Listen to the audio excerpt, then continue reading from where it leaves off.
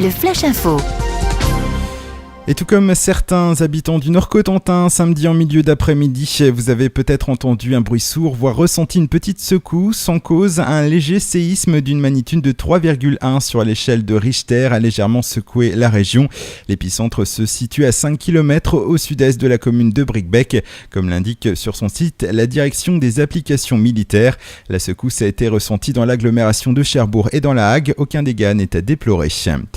Des traces de radioactivité ont été relevées sur le wagon à destination de l'usine Areva qui avait déraillé à Drancy le 23 décembre. On relevé l'ASN et Areva le 9 janvier dernier.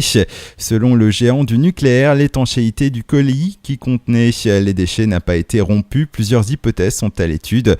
L'industriel étudie notamment la possibilité que cette trace ait été laissée au moment où le colis a été chargé dans le wagon à la centrale de Nogent-sur-Seine.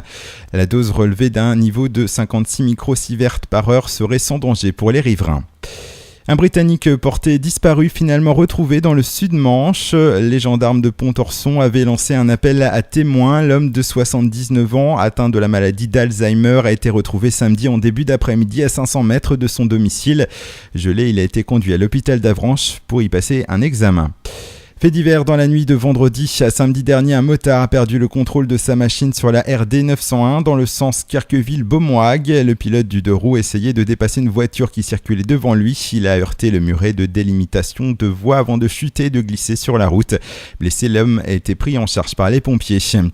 Et puis Jack Wommer, le dernier survivant des 50-13 de la 101e Airborne, est décédé fin décembre. 40 ans lui a rendu hommage ce samedi à travers une cérémonie qui s'est déroulée à 11h30 devant le monument Signal, place de l'Hôtel de Ville, avec la participation de Robert Tate, le consul des États-Unis.